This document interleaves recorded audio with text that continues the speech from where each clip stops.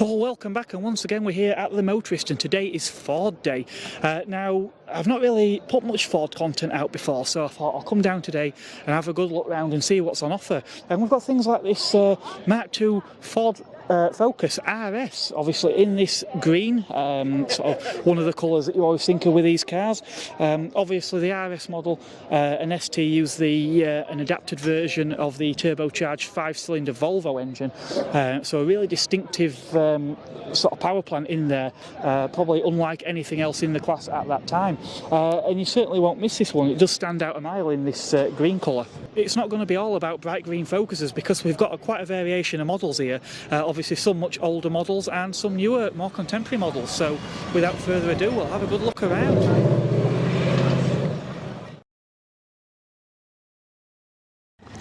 So growing up in the 80s, Ford Escorts were everywhere. Everything from the lowlier L and popular models through to the more exotic stuff. Now Martin here is the proud owner of this lovely XR3i in front of me. Good morning, Martin. Good morning, Mark. How are you? I'm very well, thank you. So tell me, how did you come to own an XR3i? Well, I used to deliver Chinese round Ireland, Barnsley, and it was sat on the driveway under a cover. Right. In a bit of a state. So I asked the guy if he was selling it, and there you go. That was Saturday night, Monday tea time. It was on my driveway. Yeah. And how long have you had it? I've had it 7 years now. 7 years. Yeah. And was you a Ford fan prior to this car? Oh yeah, always been a Ford fan. Always had Fords. Yeah, always had Fords, yeah. Yeah. Oddly cool Wonderlight, but always come back to Fords. Yeah. Yeah. And what really sparked this? Is this a car? Did you own one of these when you were younger, or was it the car you always aspired to? Never had an XR3. Well, I did have I had a Mark III XR3, but never had the XR3i light. So obviously, it got to a certain age, and it's like I want an XR3i. Yeah.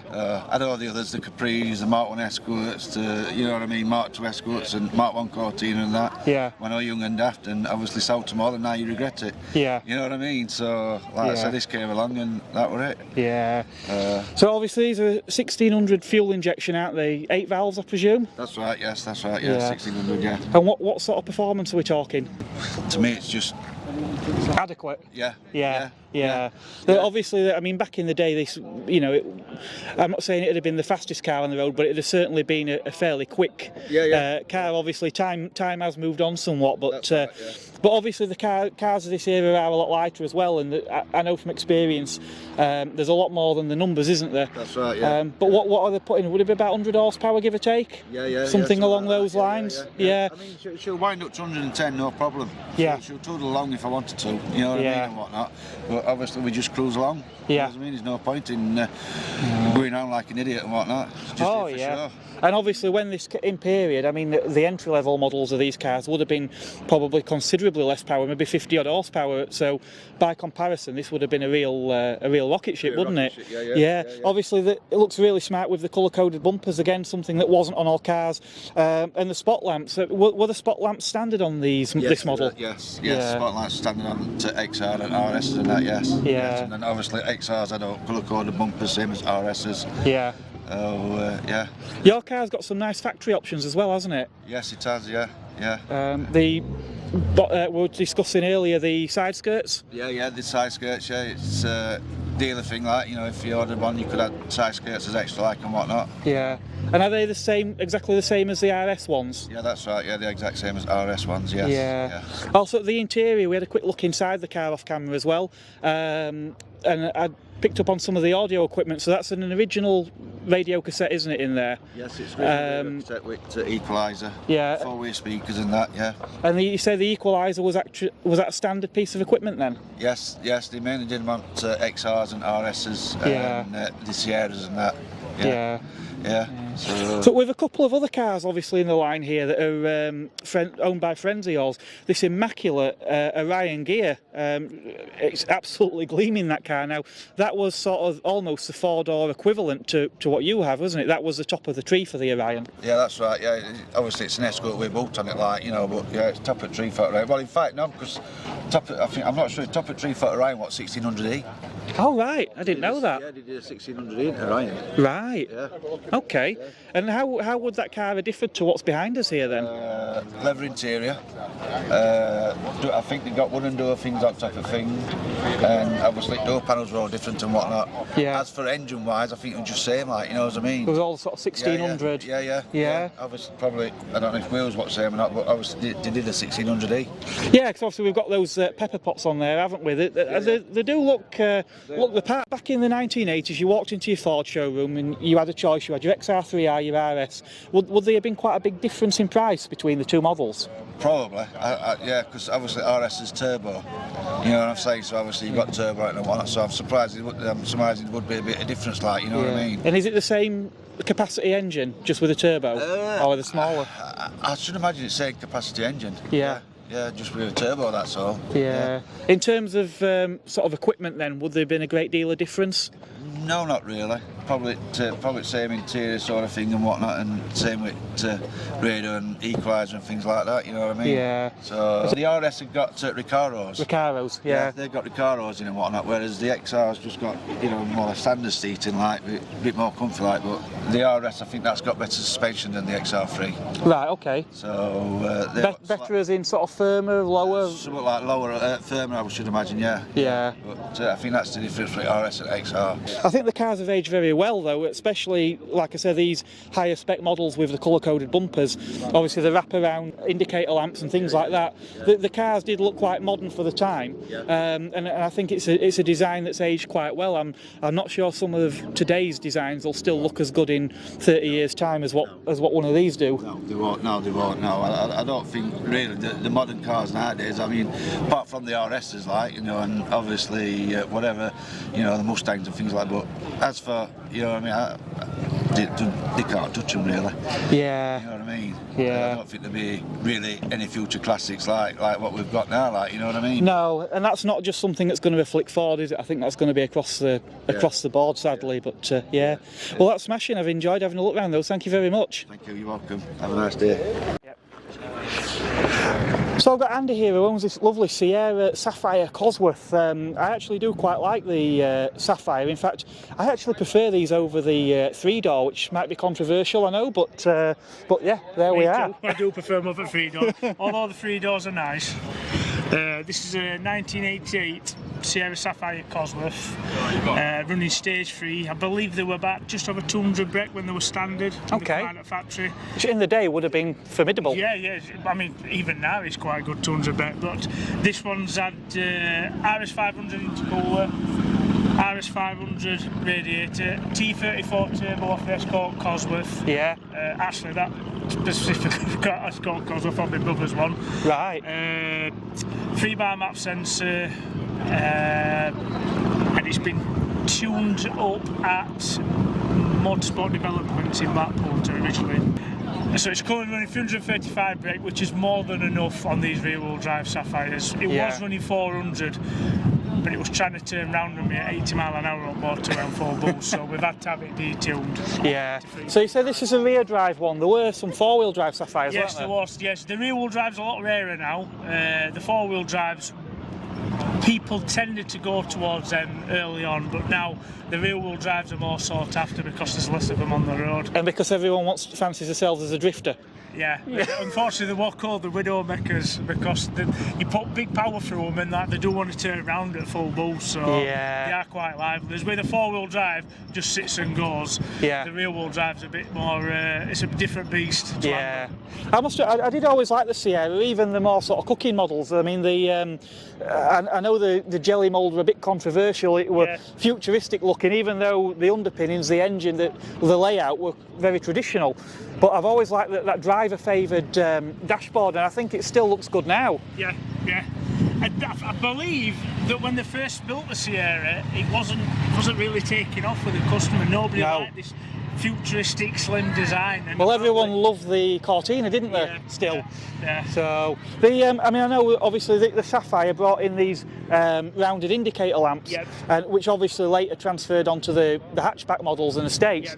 Obviously, these later cars, I think they did look really good, and obviously, being the Sapphire, I know obviously this is still a performance model, but the end of the day, it's still a four-door saloon. It's if you want to take family out in it, it's. It is. I could drive to Blackpool, Devon, anywhere in this car. Yeah. It's really comfortable.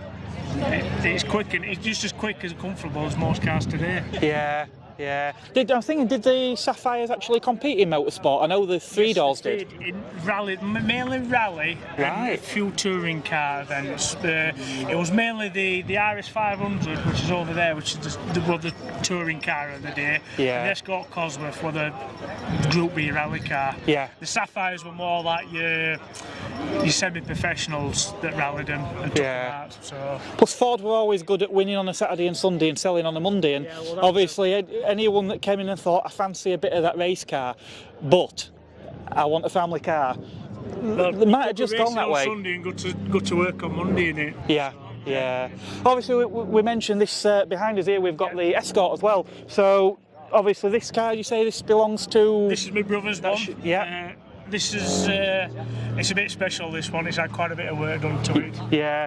Yeah, it looks smart. We've obviously got these quad lamps as well on there, and the seats had a few bits done. So I believe this is it 1992? 1993 Escort Cosworth. Yeah. Yeah, it's beautiful. currently running on the top map 575 brake. Wow. It's had a lot of work, probably 40-50 grand spent on the engine. Yeah. It would just been rebuilt by a company called Norris Motorsport in the Midlands. Okay. They're a specialist Cosworth builder. Once they build them, they'll last forever. Yeah. They're really good builders. I think it's got 12 maps on it, so it's 400 on the map 1, right up to 575 brake on map 12. Yeah. Wow, impressive. It's the full spec of the engine. It's had that much done to it. It's obviously got the bigger plenum, the bigger turbo. It's all forged engine build. Yeah. Yeah, it's an impressive sight under there, definitely. One thing I have noticed, it always seems to be Ford owners that put mirrors under the bonnet. It's a nice engine to see, I suppose. A bit of bling. Well, yeah, it's so good you want to see it twice. Yeah. It's. Although I must admit, I've not seen any mirrors under the cars today. I've been to quite a few events where Ford. No, this is quite tidy underneath. You could eat your dinner off of this underneath the car. Yeah. It's always that dilemma, isn't it? They're so nice and you want to keep them nice, but in the day they were a car that were built to be driven, and the majority probably were driven quite enthusiastically. Well, we've been to a few shows in both of these, and you get people come up and they'll say, "That's a trailer queen. That's been brought in." I'm like, "Damn." Yeah. They're used. Yeah. They're used well. Yeah, as they should be, designed to be enjoyed. Yeah. Well, that's excellent. I've enjoyed looking at those. Yeah. Thank you very much. No problem. Lovely. Thank you. And prior to the Sapphire, if you wanted a Cosworth, you would have had it in this three-door flavour. Two lovely cars here. The white one behind me is actually an RS500 model as well. And to my left here, we've got this lovely Fiesta Mark III XR2i. This looks so original as well. Original wheels as well, original alloys on there. Obviously, a lot of these cars would have got modified, particularly once they was a few years old and a bit cheaper to buy. But yeah, absolutely immaculate. These really did look the business as well back in the day, with this colour coding, with that blue pinstriping, and the quad lamps down here. I think one was probably a fog and one maybe a driving light. But yeah, obviously replaced the very popular Mark II XR2. I know some people said they preferred the way the earlier cars handled, but I think these really did move the game on. The Mark III Fiesta, in my opinion, looked a far more modern looking car than what its predecessor did. Obviously we still had a 1600cc engine, but now we had fuel injection as well. I think there were probably just over 100 horsepower in these cars, which at the time would have been quite a respectable figure. Obviously, if you did want more power, I think there was some RS models as well. I believe there was an RS turbo version. I think there may have even been an RS 1800, but again, I'm certainly no Ford expert, so if you know different, do let me know in the comments, because I would be interested to know. But yeah, really nice to see this really original car here today. Obviously the Fiesta did go through a few facelifts, and eventually the XR2i was replaced with the SI version, which was the bumper on that car was a bit more rounded, different seats in there as well. Obviously the quad lamps had gone and we had some round spot lamps in there on the SI versions. So Mark 1 and Mark 2 Escorts worth an absolute fortune today. Obviously this one here is an RS2000 as well. Really, really nice. I do love those 4-spoke wheels on there as well. Look absolutely tiny compared to on today's equivalent. But really nice to see that. Now we are of course here to see Fords today, so I'm not going to dwell too much on what's behind me, but we have a Mark 2 Astra GTE convertible. Reason I had to include this is because I don't think I've ever seen a convertible version of one of these cars. Still see the odd hatchback, but I've never seen a convertible one, so yeah, great to see that. Obviously back in the day, a lot of buyers would have probably been torn between choosing between a Mark 2 Astra or a Mark 4 Ford Escort. So nice to see here we've got sort of this transition from the very last of the Ford Escorts, this being a Finesse, which was a sort of special edition run-out model, and then here the Mark 1 Ford Focus, obviously this being an RS one in the blue that everyone remembers them being in. These are actually becoming a really nice collectible car now, obviously in particular if you've got a nice original one, which this one does look to be. Yeah, if I were going to go for a fairly modern fast Ford, I think this is one I may well actually consider. And I mentioned Mark 1s, well here we have a lovely prime example of a Mark 1 RS 1600, and yep, completely immaculate, lovely car in this sort of off-white colour as well. There's actually another off-white colour one behind me as well over there, which I've not yet had a look at.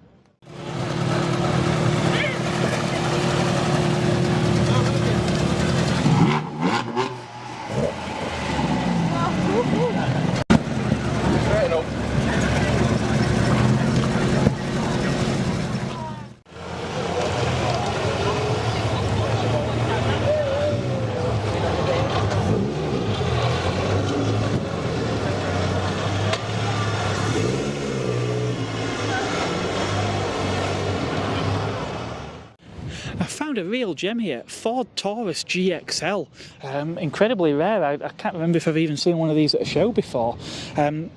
Very much, you can see a lot of American influence in the styling, with all this sort of chrome and these protruding fenders and grille here, but yeah, it really does look the part, and great in this sort of coupe body style as well, really nice. Got this sort of caramelly coloured interior. I'm not sure if it's leather or vinyl, but yeah, really stunning piece of kit. And here we have a 1985-86 Mark II Fiesta XR2, obviously in red. We've got the obligatory spoiler, obviously the black bumpers and wheel arch spats with this red piping around the bumper, and of course the pepper pots. Obviously the pepper pots were a big deal with these, everyone remembers the pepper pots. Now the XR2s and I think the gear models actually had a different dashboard in these cars, believe it or not, to the lesser models. Obviously something that was done in the day. If you got the poverty spec models, you got a much more cut down dashboard.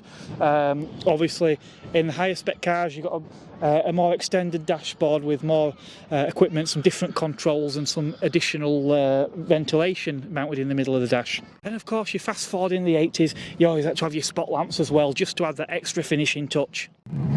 Bringing us a little bit more up to date now with this Ford RS Focus. Obviously cars like this are in a real decline. We've gone to typically to smaller engines with turbochargers across the board now, efficiency being much more of a priority these days, and obviously there's going to come a point in the very near future where it'll probably be some equivalent EV version.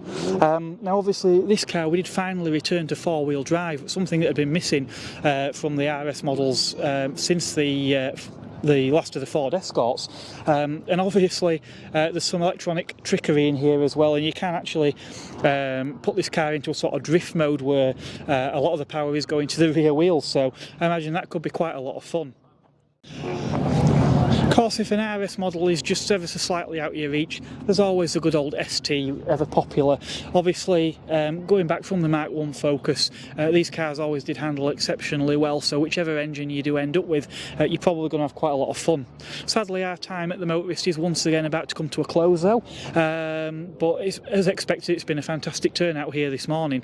Now, I'm going to drop some other videos in here for you to have a look at, some other events that are held here, and possibly some car reviews as well, so so do take a look at some of those, and I will catch you in the next video. I don't know what I've got on next week as of yet, but I do know we've got Walton show coming up in a few weeks time, and Festival of the Unexceptional as well, so make sure you hit the subscribe button so you won't miss any of those future videos.